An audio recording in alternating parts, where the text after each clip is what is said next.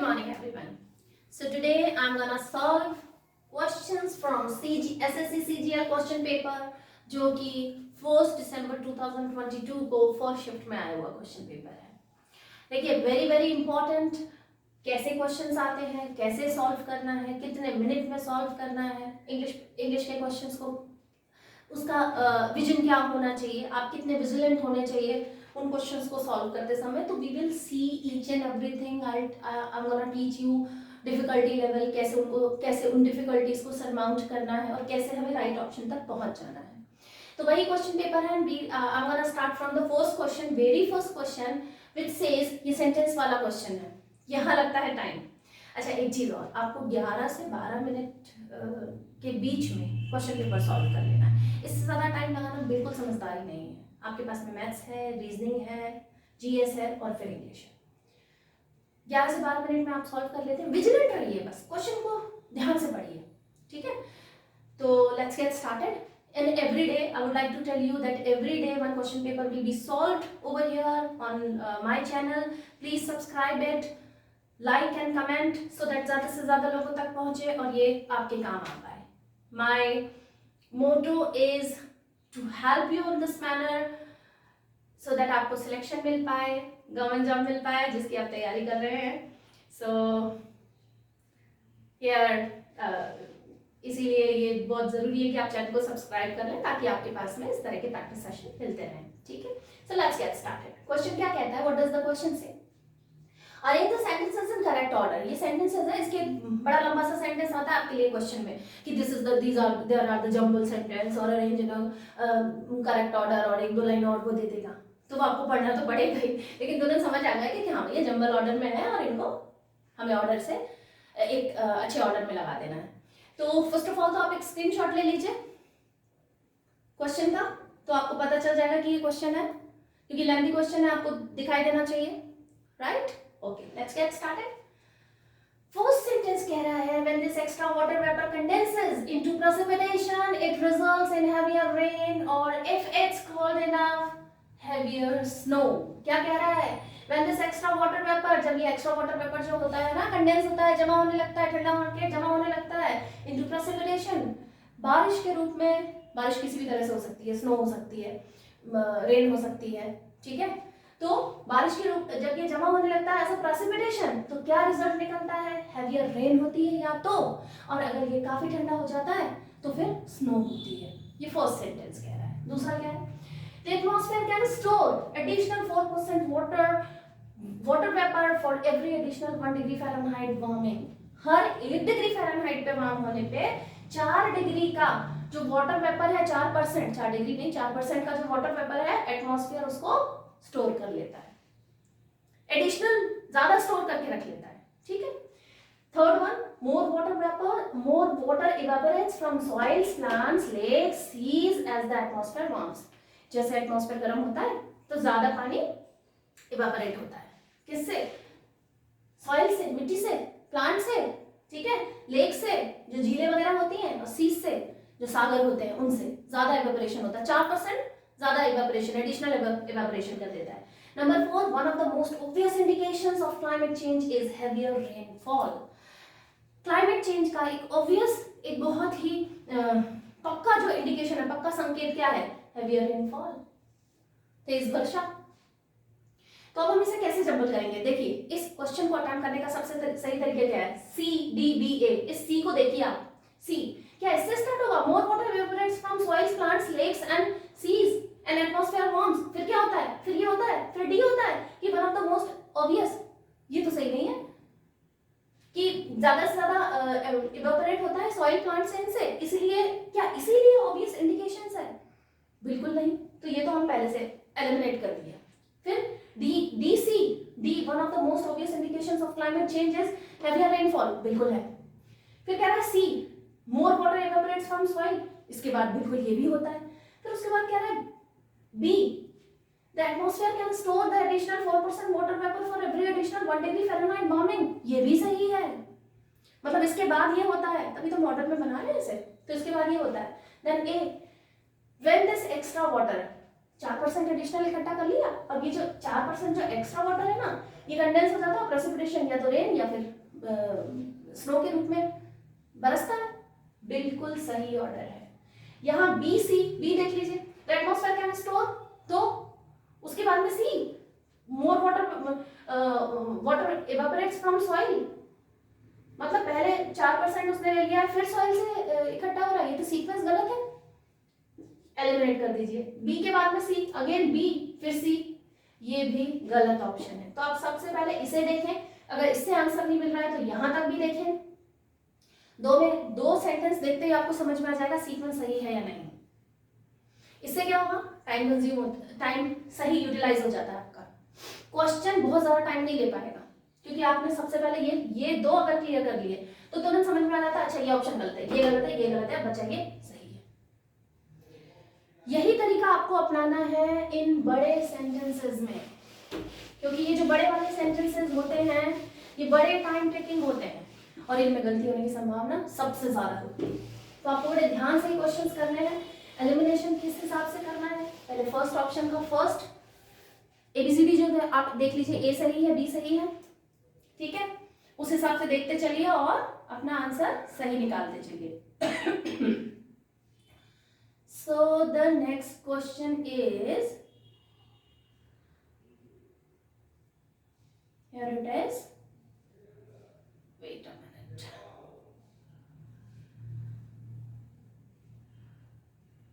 yeah, next question है, she said, direct and indirect speech है, she said, comma inverted comma, क्या कह रहा है, ये कह रहा है I am in no mood to walk, I am in no mood to walk, ठीक है, full stop, inverted comma, close. पहला ऑप्शन क्या दे रहा है वो कह रहा है she said that I was in no mood to work, ठीक है, फुल स्टॉप। दूसरा ऑप्शन कह रहा है she said that she is in no mood to work। Third option कह रहा है she said that she was in no mood to work। क्या होगा राइट आंसर, देखिए इसमें भी वॉज आया, इसमें भी वॉज आएगा, जो कि आएगा ही, ये रिपोर्टिंग वर्ब पास्ट टेंस में है तो रिपोर्टेड स्पीच तो बदलेगी ही, पास्ट में चेंज होगी, तो ये भी वॉज है, ये भी वॉज है, मतलब दोनों में पॉसिबिलिटी है। इसको तो एलिमिनेट कर दीजिए क्योंकि इज है। वैसे 4 ऑप्शन होते हैं, I did not write down क्योंकि यहीं पे आपको समझ में आ जाएगी चीजें। इज है पहले से एलिमिनेट, अब ये दो वॉज है क्योंकि हमें पता है कि ये वॉज तो होगा, ठीक है, दोनों में ही वॉज है, आई वॉज, शी वॉज। ये क्या चक्कर है, ये है SON 1 2 3। फर्स्ट पर्सन है तो सब्जेक्ट के हिसाब से चेंज होगा, सेकंड पर्सन है तो ऑब्जेक्ट के हिसाब से चेंज होगा, और थर्ड पर्सन है तो नो चेंज होंगे। देखिए I we first person, you both of you, all of you second person, he she it they Ram Shyam सब थर्ड पर्सन। ये क्या है आई, ये है फर्स्ट पर्सन। किसके हिसाब से चेंज होगा, शी के हिसाब से, और क्या हो जाएगा she said that she was in no mood to work। उसने कहा कि वो काम करने के मूड में नहीं है, उसको अभी कोई भी वर्क नहीं करना है, ये she was in no mood to work, ये है right option. You can see my video, बहुत ब्रीफली आपको एक्सप्लेन किया है active and direct and indirect speech.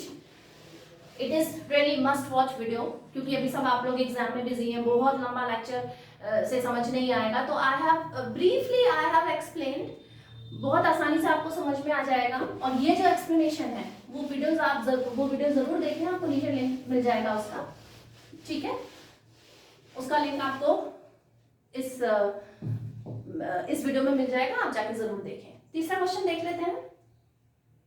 So the third question is, क्या है भाई, एक्टिव पैसिव चेंज करना है। Manu will tell her letter, क्या है, Manu will tell her letter, ठीक है। फर्स्ट ऑप्शन आपका दिया हुआ है, she will be tell letter by Manu, she will be tell letter by Manu, ठीक है। दूसरा है, she will be told letter by Manu, she will be told later by Manu। और तीसरा ऑप्शन और देख लीजिए, चौथा I will not write down, तीन में समझ में आ जाएगा। She will be tell letter, she will be tell letter, ठीक है, ये हो गया भाई। शी विल बी, ये क्या है, सब्जेक्ट है, ये क्या है, ऑब्जेक्ट है ना। तो हम क्या करेंगे एक्टिव पैसिव में, ये जो ऑब्जेक्ट है वो सब्जेक्ट की जगह आ जाएगा, बिल्कुल आ गया भाई। लेकिन ये जो ऑब्जेक्ट है वो ऑब्जेक्टिव फॉर्म में ही होगा ना, एक्यूजेटिव फॉर्म में होगा, इसको नॉमिनेटिव फॉर्म में लेकर आएंगे तो शी बन जाएगा, बिल्कुल बन गया। शी इधर भी बन रहा है, इधर भी बन रहा है, इधर भी बन गया, पहली जो प्रॉब्लम है सॉल्व। उसके बाद में विल बी, बिल्कुल बनेगा इसका विल बी,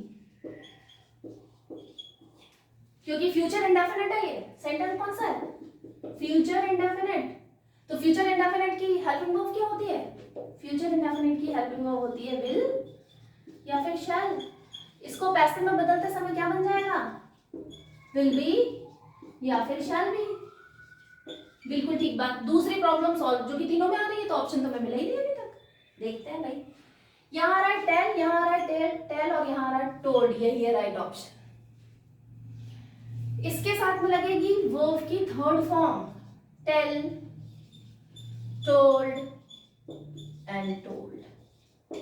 ये फर्स्ट फॉर्म, सेकंड फॉर्म और ये थर्ड फॉर्म, ये लग गई टोल्ड, ये है राइट ऑप्शन।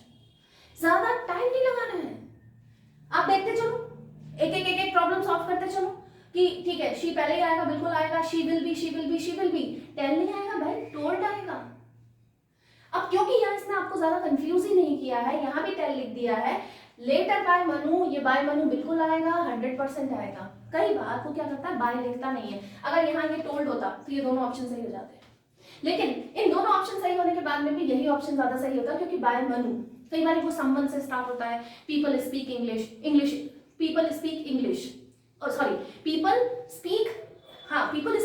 तो इसको कैसे पैसिव में, English is spoken by people बिल्कुल मेंशन करना जरूरी नहीं होता, तो इंग्लिश इज स्पोकन, इसका एक्टिव पैसिव बन जाता है। तो बाय जरूरी नहीं है कि हर सेंटेंस में आए तभी आप उसको सही समझ लेंगे। आप इस वर्ब पर ध्यान दें, सब्जेक्ट पे और ऑब्जेक्ट पे ध्यान दें। आप चाहें स्क्रीनशॉट ले लीजिए आप इसका, सो दैट क्वेश्चन आपके दिमाग में रहेगा, एक्सप्लेनेशन आपके दिमाग में रहेगा। Shall we proceed? Okay. Next question. Next question will be, select the correct active form. Active form of the given sentence, has the villa been occupied by them? देखिए, has, ये भी एक्टिव से passive change करना है। Has the villa been, has the villa been occupied by them?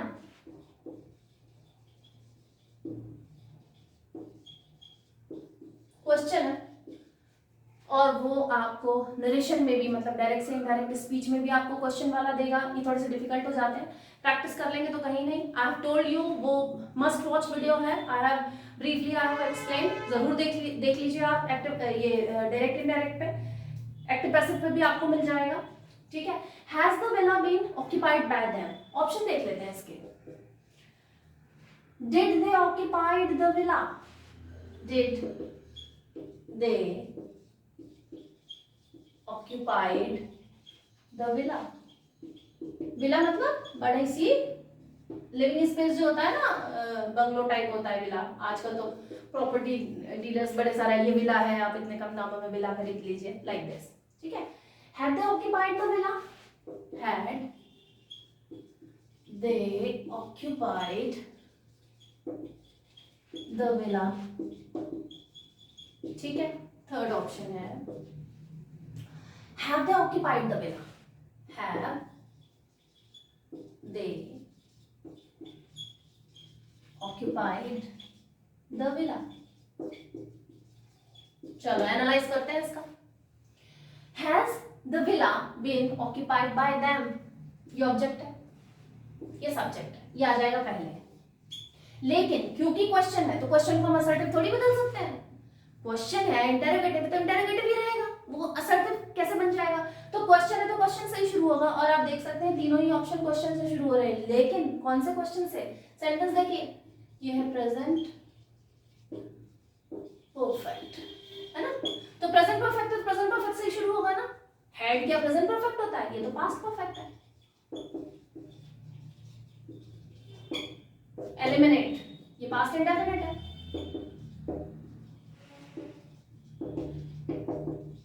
Eliminate, have. चौथा option I will also write down, do they occupied the villa।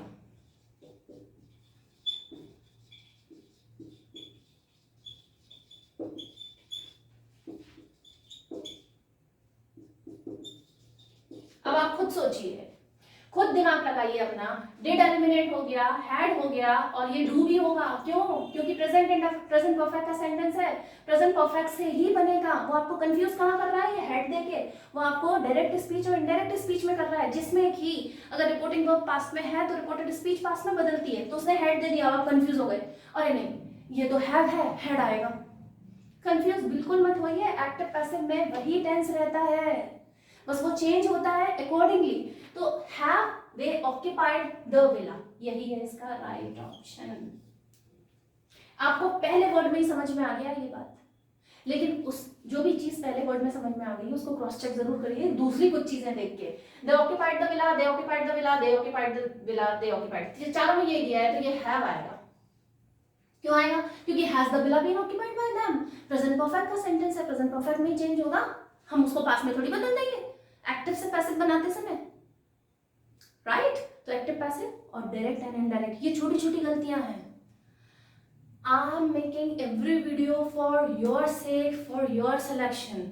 ये छोटी छोटी सी गलतियां हैं जो बच्चे गलती कर देते हैं, डायरेक्ट एंड इनडायरेक्ट स्पीच में कंफ्यूज हो जाते हैं, एक्टिव एंड पैसिव में कंफ्यूज हो जाते हैं, राइट। नेक्स्ट क्वेश्चन देख लेते हैं। आप स्क्रीनशॉट ले लीजिए, एक्सप्लेनेशन समझ में आएगा आपको, एवरीथिंग वो मेमोराइज हो जाएगी। Next question, right.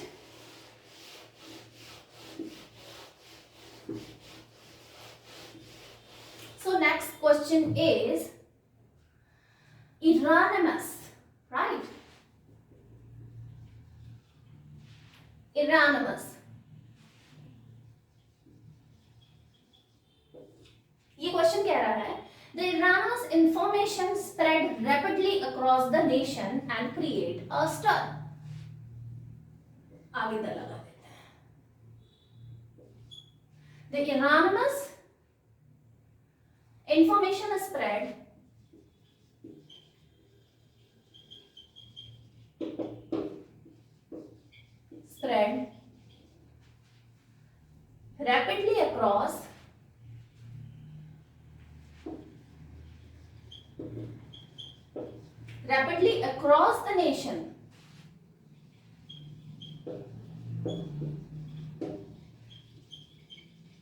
rapidly across the nation and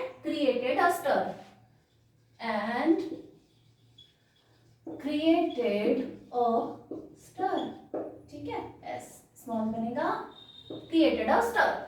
right, ये सेंटेंस है। अब वो आगे आगे क्या पूछ रहा है आपसे, in the given sentence one word may have been incorrectly spelled, select the correctly spelled word, select the correctly spelled word from the given alternatives. If there is no error, then select no error. क्या spelling है? ERRONE NE then NEOUS MOUS ERR। अब first option देखिए, ERRONE,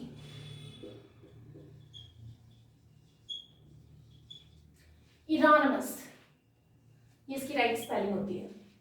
वो आपको ऐसा भी question दे सकता है, और हो सकता है यहां उसने राइट स्पेलिंग ही दी हुई है,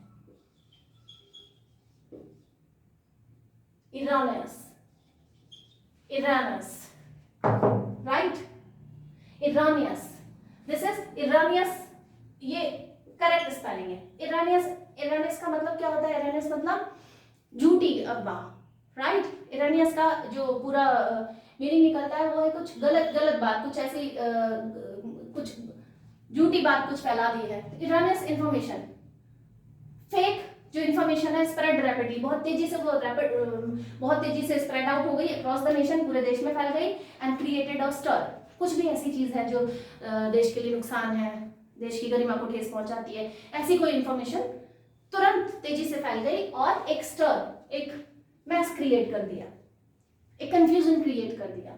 तो इसकी राइट स्पेलिंग है ERRONEOUS,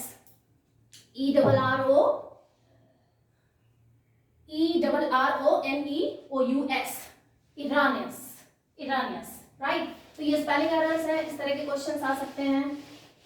स्पेलिंग एरर में अच्छी सी प्रैक्टिस कर लीजिए, लिख कर प्रैक्टिस करिए, ज्यादा से ज्यादा चीजों को लिखिए, जिससे आप अच्छी तरीके से समझ पाएंगे कि क्या स्पेलिंग सही है। खास तौर से स्पेलिंग कहाँ गड़बड़ होती है, वो डबल एस आता है जहाँ, एडिशनल, एड्रेस, ठीक है, स्केड्यूल, इस तरह की स्पेलिंग में गड़बड़ होती है जहाँ पर थोड़ा सा डिफिकल्ट होता है।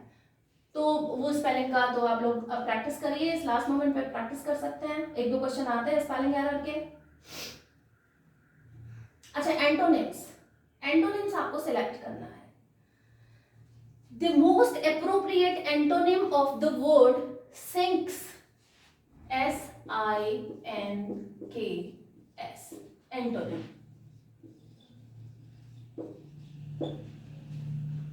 चार ऑप्शन दिए हुए हैं आपको, एक है फ्लोट्स, ठीक है, फ्लोट्स है, बी है आपका floats, create, parade, C parade,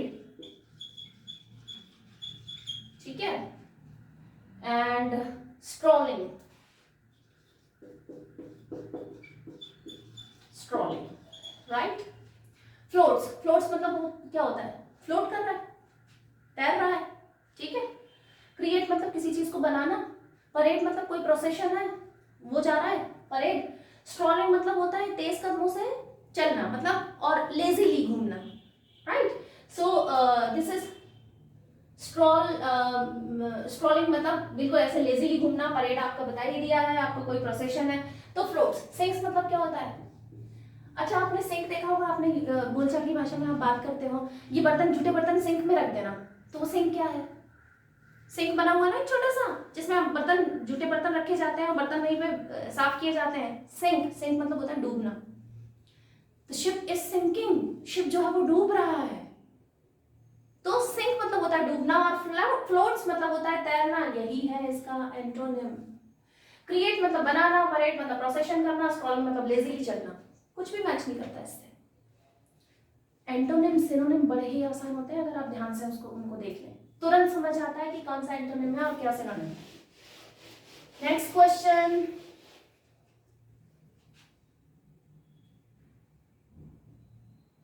next is select the most appropriate option to fill in the blank. The angles are equal, consequently the angles are equal, consequently the sides are. I'm writing down the angles, right, are equal, the consequently the sides are. Consequently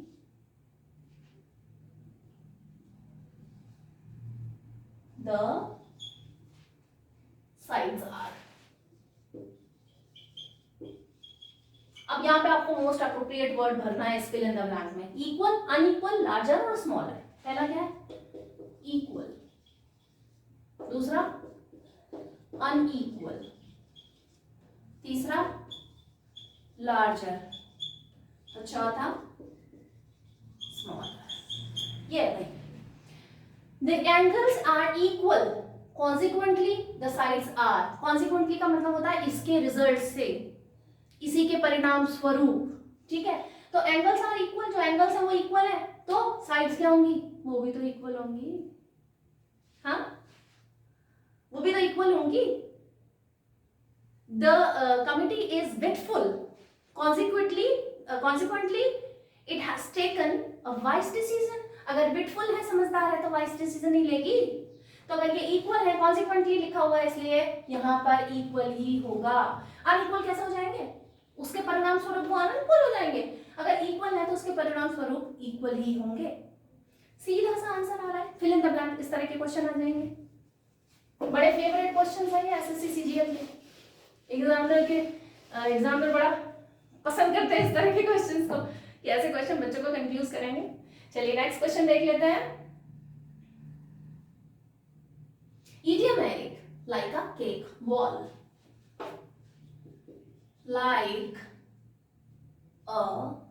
like a cake wall, right? चार option क्या है? Smooth surface, pleasant experience, easy task और active. पहला क्या कह रहा है? Smooth, है ना? Smooth surface. दूसरा क्या रहा है? Pleasant experience.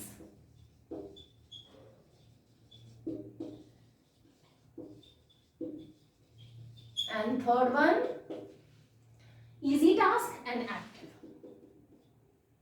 Easy task and next है एक्टिव.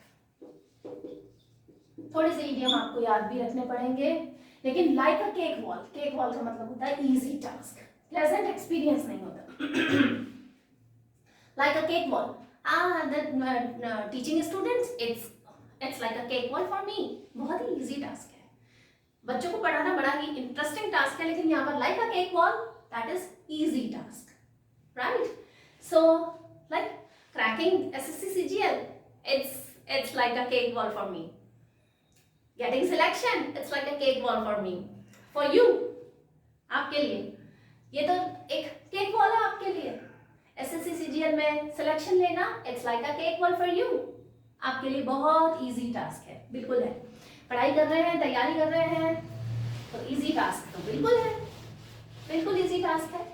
थोड़े से लास्ट मोमेंट पे एफर्ट्स डाल दीजिए, 100% सिलेक्शन है. जो भी बच्चे सीरियस हैं पढ़ाई के प्रति, जागरूक हैं, और जागरूक के साथ में बच्चे कहाँ गलती करते हैं? स्मार्टली नहीं हैंडल करते चीज़ों को कई बार. तो आप स्मार्टली हैंडल कर लेंगे, टाइम मैनेजमेंट सही होगा, 100% सिलेक्शन है, 100% सिलेक्शन है. नेक्स्ट क्वेश्चन देखते हैं. It is after finishing high school I plan to pursuing law. Question क्या है? After finishing high school,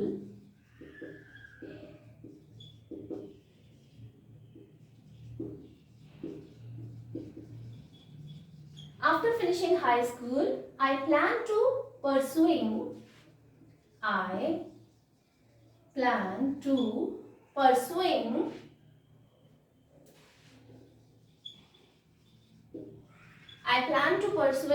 law. ठीक है भाई, जैसे ही मेरा हाई स्कूल कंप्लीट हो जाएगा तो मैं लॉ परस्यू करूंगा, मतलब लॉ में आगे पढ़ाई करूंगा. आई प्लान टू परसुइंग, यहाँ पर आप देखिए टू VING लिखा हुआ है जो कि गलत है, ये आता है to B1। तो क्या हो जाएगा, pursue, दैट इज आपके ऑप्शन भी दिया हुआ है प्लान एंड pursue, तो यहां आ जाएगा to pursue, plan to pursue। क्या आएगा आपका, after finishing high school I plan to pursue law, pursuing की जगह आ जाएगा परस्यू, परस्यूइंग की जगह आ जाएगा परस्यू, और परस्यू भी कैसे, ये टू लगा हुआ है आपके पास में, तो टू परस्यूइंग की जगह आ जाएगा टू परस्यू। टू के साथ में B1 आता है, टू VING नहीं आता, ग्रामेटिकल रूल है।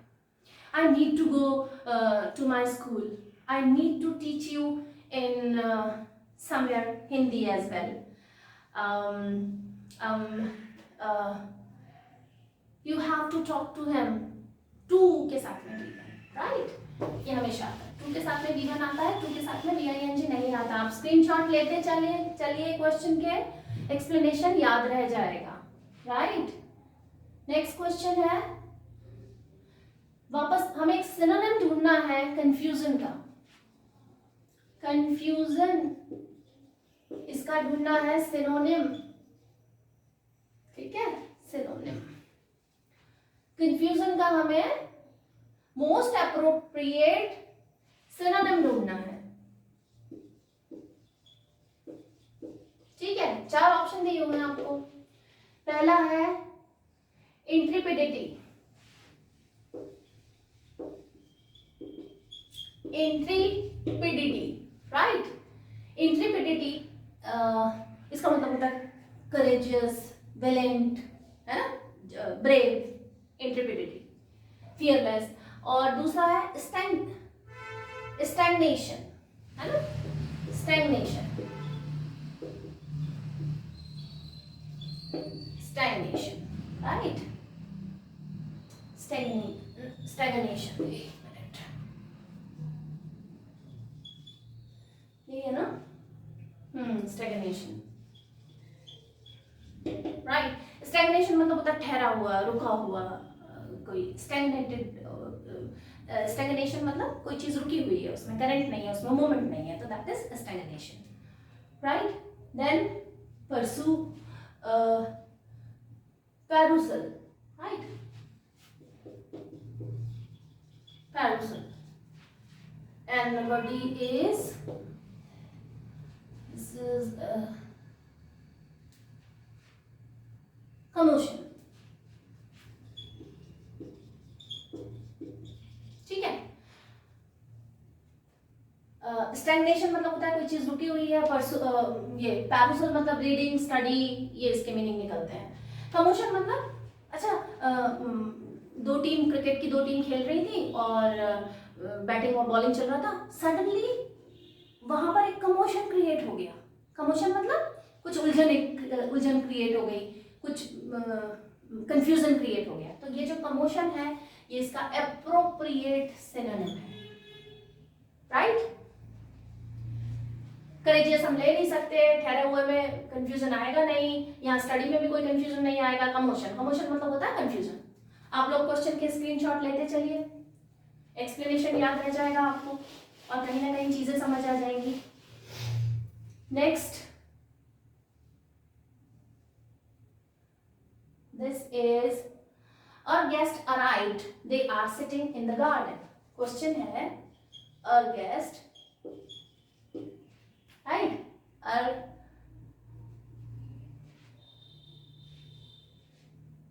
A guest arrived. A guest arrived. फिर एक कॉलन बनाया हुआ है, सेमी कॉलन बनाया हुआ है, ये इन्होंने क्वेश्चन में सेमी कॉलन है। They are sitting in the garden. They are sitting in the garden.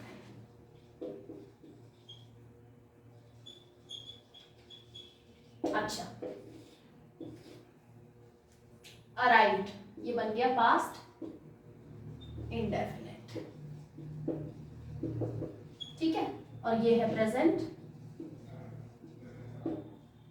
Continuous, right? तो प्रेजेंट और कॉम्बिनेशन नहीं होता है, प्रेजेंट अलग जाता है, प्रेजेंट का प्रेजेंट से या प्रेजेंट का फ्यूचर से कॉम्बिनेशन हो सकता है, पास्ट से कोई कॉम्बिनेशन नहीं होता। तो क्या होगा, क्या बन जाएगा, और guest have arrived, guest plural है ना, तो हैव आएगा, हैज नहीं आएगा, हैव अराइव्ड।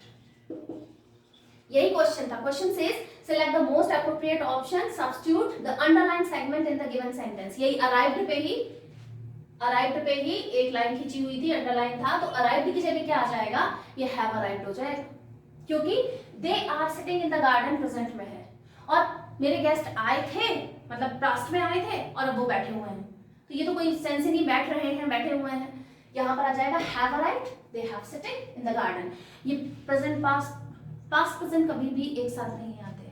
स्टोरी में भी आप यूजुअली तो पास्ट में लिखते हैं, कई बार स्टोरी प्रेजेंट में भी लिखते हैं, लेकिन पास्ट और प्रेजेंट का साथ में कॉम्बिनेशन नहीं होता कभी भी, फ्यूचर और प्रेजेंट का हो सकता है।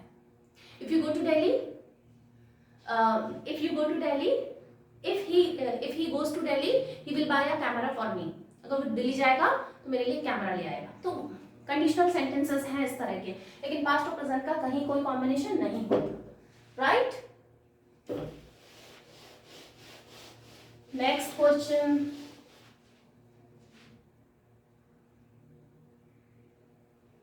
the following sentences has been split into 4 segments. Identify the segment that contains a grammatical error। क्या segment है, during an earthquake, पहला है during an earthquake, during an earthquake, comma, एक स्लैश बना हुआ है, it is advised to take, it is advised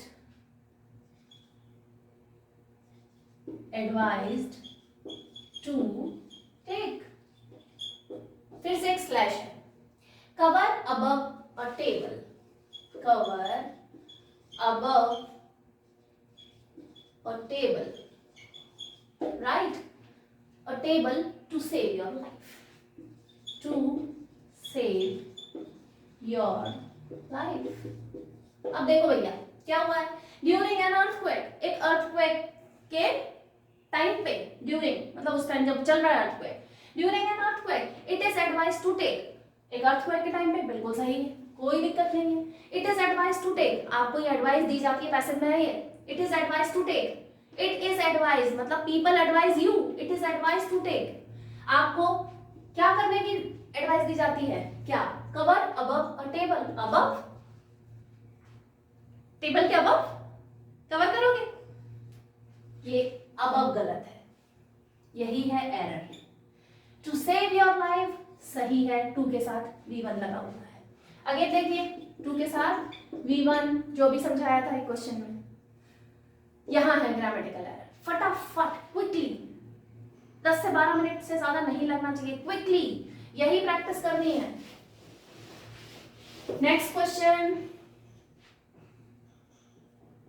next is, फिर से इनकरेक्टली स्पेल्ड वर्ड आ रहा है आपके पास में, 4 ऑप्शन आ रहे हैं, FINERY, FINERY, ये फर्स्ट है, बी ऑप्शन है,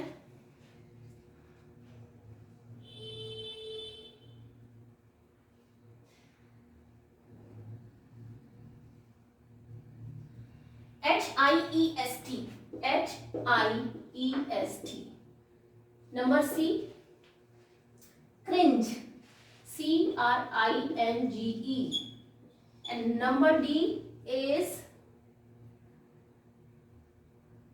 defer, DEFER, defer।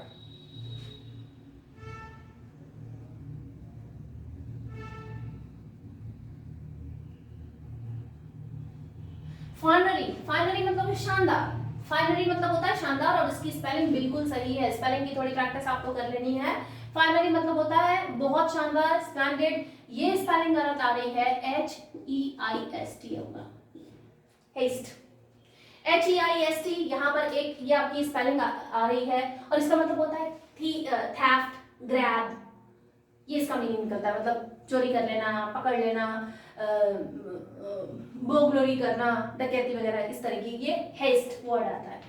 क्रिंज मतलब दंडवत प्रणाम करना, झुक के प्रणाम करना, ठीक है। ये डेफर एक वर्ड आ रहा है, नंबर 4 आपके पास में डेफर दिया हुआ है, इसका मतलब होता है श्रिंक या ड्रॉबैक, मतलब डूब जाना, श्रिंक हो जाना, तो दैट इज डेफर। स्पेलिंग जो एरर है वो यहाँ है, HIEST नहीं होगा, HEIST होगा। ऐसे ही EI में बहुत कंफ्यूज करता है, तो स्पेलिंग तो आपको लिख के देखना है, ये स्पेलिंग एरर है।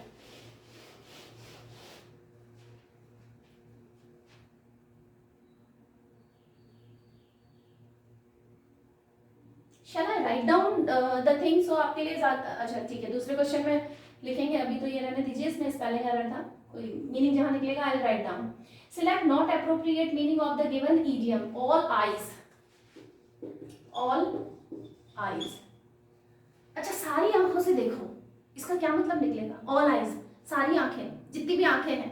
आई हैव 2 आईज, मैंने 2 आंखों से देखा है, तो व्हाट डज इट मीन कि सारी ही आंखों से देखो तो क्या होगा? कंसंट्रेट करेगा, तो क्या मीनिंग निकल रहा है इसका कि कंसंट्रेट करना।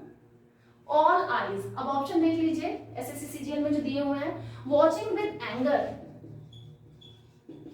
वॉचिंग विद एंगर, राइट ना? हाँ, watching with anger. B option है आपका watching eagerly, watching eagerly, watching eagerly, ठीक है। ईगरली मतलब उत्सुकता से, क्यूरियोसिटी के साथ में।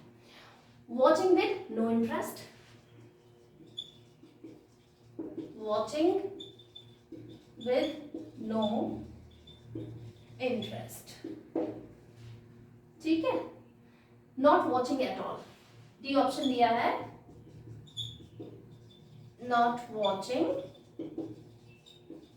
At all. अच्छा देखिए, वॉचिंग विद एंगर, गुस्से से देखना, मैंने अपनी दोनों आंखों से इतना, दोनों आंखों से मतलब कहते हैं ना, अरे ये बड़ी नाजुक चीज है, दोनों हाथों से पकड़ना, तो दोनों हाथों से पकड़ना मतलब ये बड़ी संभाल के आप इसको कैरी कर रहे हो, तो दोनों आंखों से देखना मतलब ऑल आईज, जितनी भी आपकी आंखें, पूरे ध्यान से देखो, क्या है? वॉचिंग ईगरली, ध्यान से, उत्सुकता से, कॉन्सेंट्रेट करके।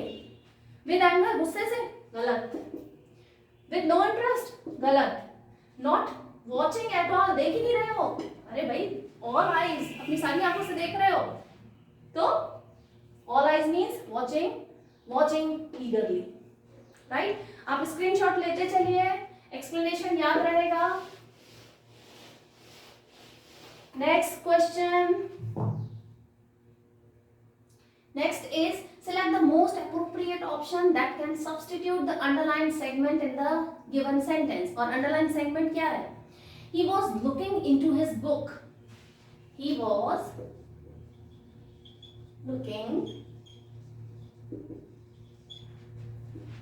into his book, he was looking into his book for the last 2 hours, for the last 2 hours, for the last 2 hours, but couldn't find it, but couldn't find it, ठीक है, but couldn't find it। अच्छा, ये जो was है, was के साथ में past equivalent लग गया, couldn't, could एक मॉडल भी होता है, लेकिन can का past equivalent भी है, तो जहां was लगा है उसके साथ में could not लग जाएगा, कोई इशू नहीं है इसमें, बिल्कुल भी दिक्कत नहीं है, तो दोनों ही past में है। He was looking into his book for last 2 hours but couldn't find it।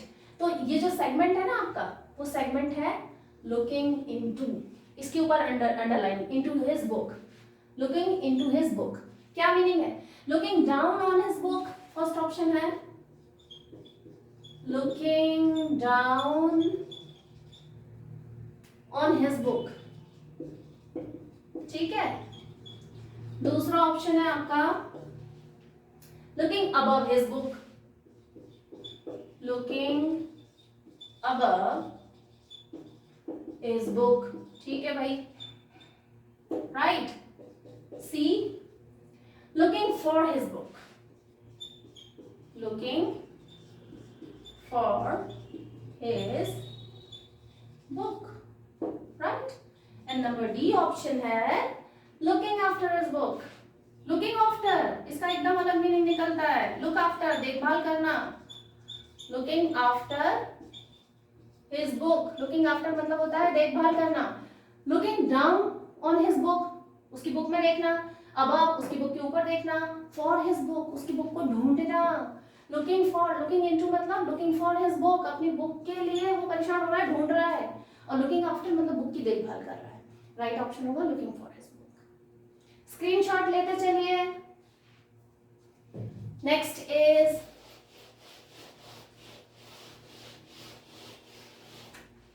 Next question is select the most appropriate क्या बोल रहा है? select the most appropriate word to fill in the blank. Ram was praised for his leadership. ये Ram was praised, ठीक है, for his leadership. अपने भगवान राम भी अपनी लीडरशिप के लिए जाने जाते थे. तो Ram was praised for his leadership. पहला ऑप्शन क्या है? इमेजिनरी,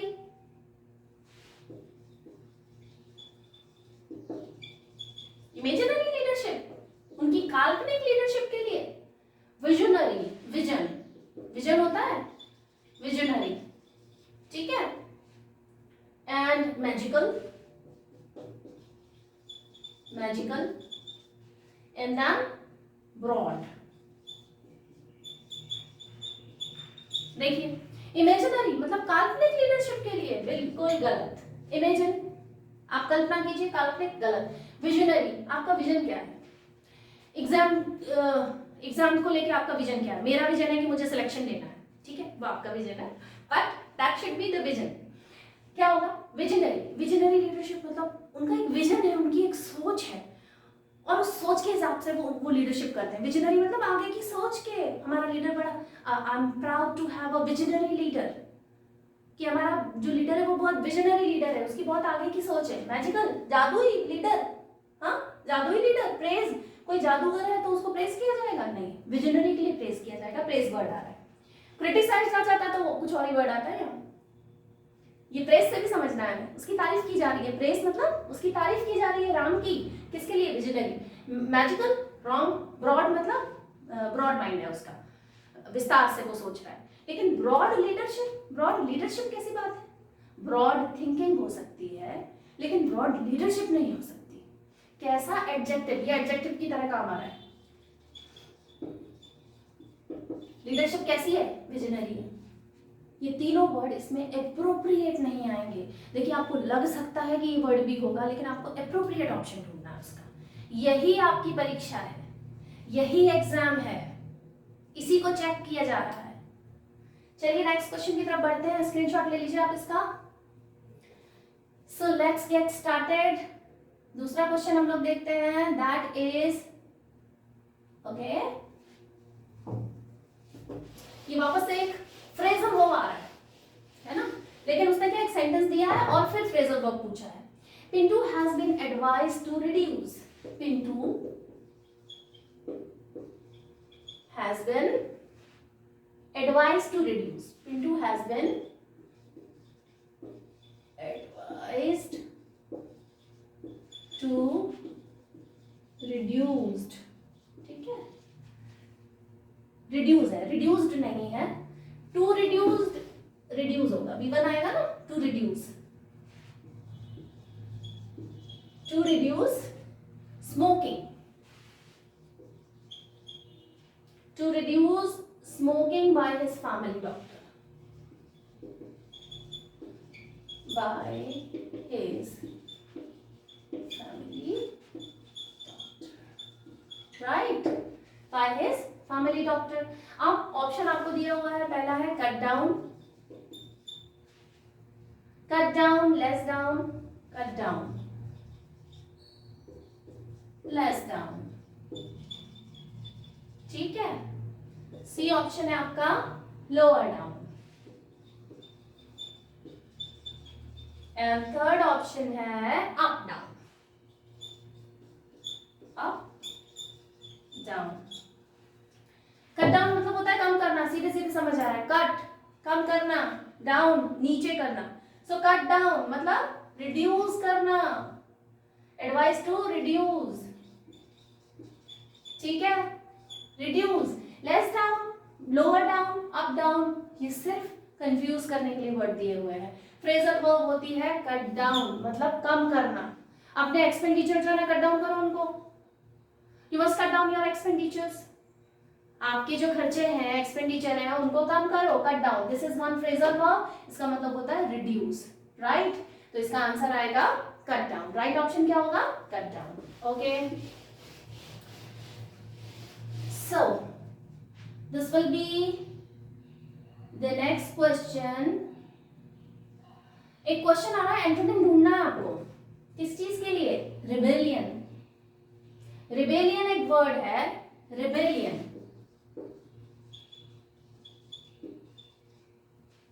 खूब लड़ी मर्दानी हो तो झांसी वाली रानी थी, है ना, बुंदेले बोलों के मुंह हमने सुनी कहानी थी।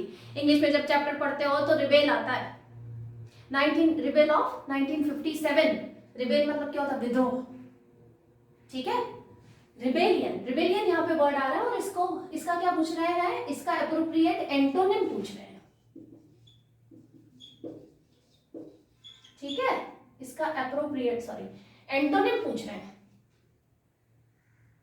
और 4 ऑप्शन दिए हैं। पहला है अपराइजिंग,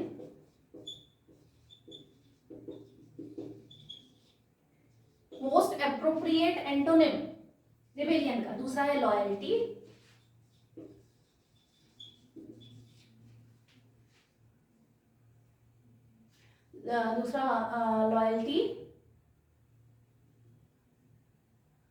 ओके। थर्ड है सेडिशन,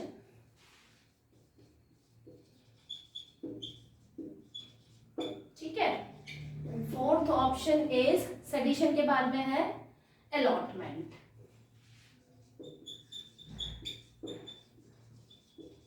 ठीक, इनके मतलब समझ लीजिए।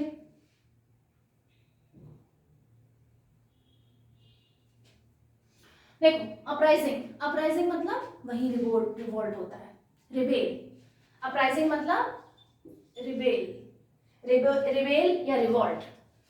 अपराइजिंग, वहां पे अपराइजिंग हो गई है, रिवोल्ट, ठीक है, अपराइजिंग। लॉयल्टी मतलब वफादारी करना, है ना, किसी के प्रति वफादार रहना।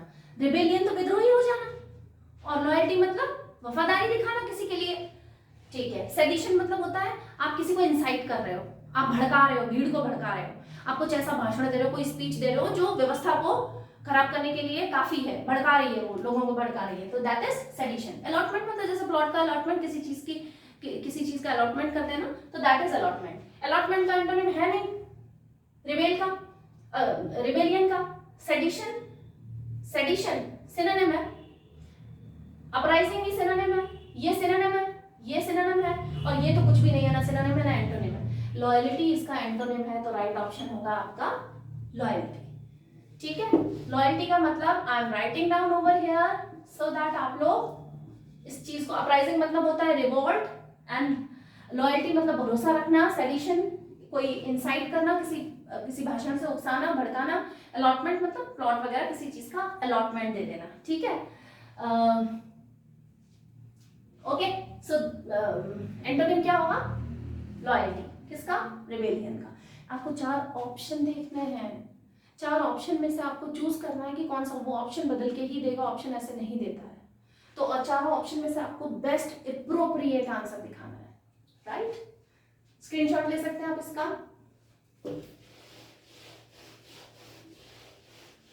Now the next question, and this is hospitality. Hospitality, right, हाँ, हॉस्पिटैलिटी। इसका ढूंढना है एंटोनिम, ठीक है, एप्रोप्रिएट एंटोनिम ढूंढना है। पहला है कंप्लेंट,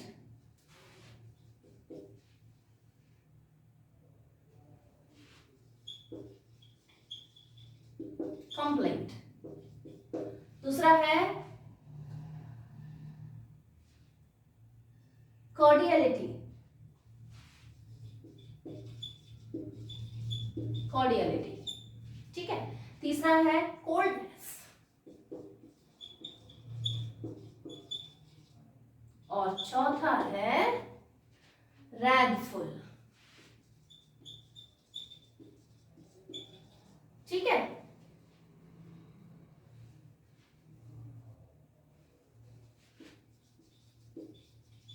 इंटेंसिव एंगर, ठीक। Coldness and friendly behaviour, right. And complaint, complaint का मतलब है अनसेटिस्फैक्ट्री,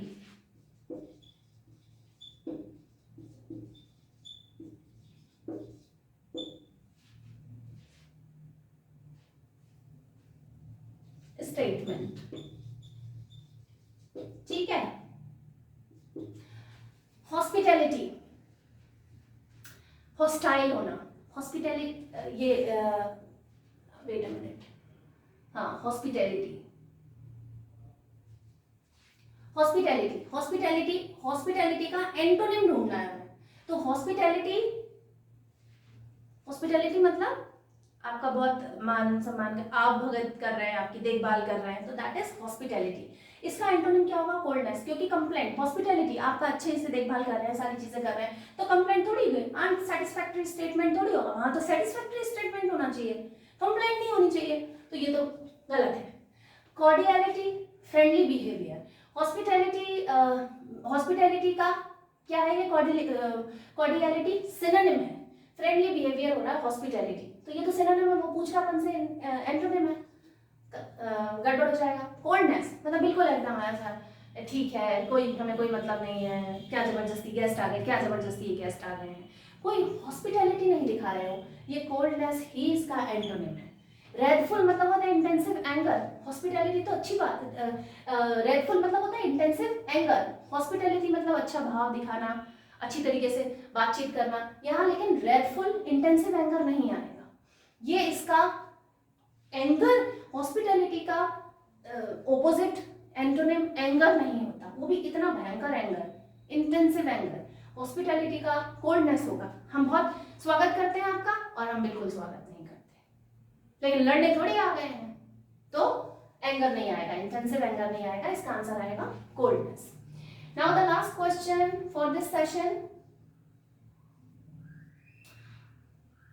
एडवर्ब ऑफ मैनर ढूंढना है हमें, ठीक है, एडवर्ब ऑफ मैनर, और ये क्वेश्चन कह रहा है select the sentence with appropriate use of adverb of manner.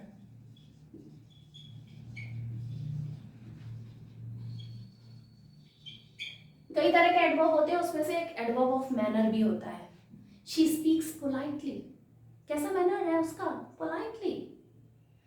My mother कुक्स nicely, कैसा मैनर है? नाइसली। ये एडवर्ब ऑफ मैनर होते हैं। तो आपके पास में चार ऑप्शन है, ही डन हिज वर्क रेगुलरली, ही डन हिज वर्क रेगुलरली, ये तो आपका ग्रामर भी गड़बड़ है, ही done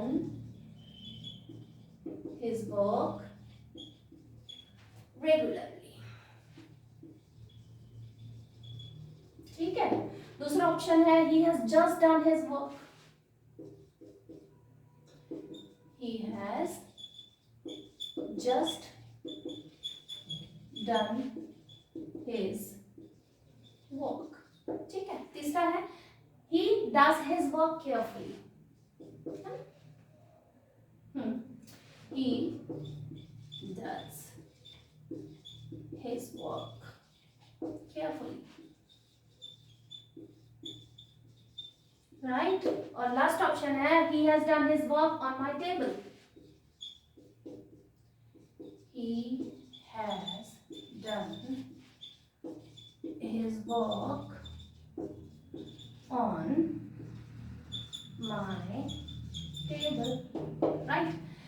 done his work regularly, ये रेगुलरली जो है वो है तो मैनर ही, लेकिन ही डन हिज वर्क तो वैसे ग्रामेटिकली गलत है, ठीक।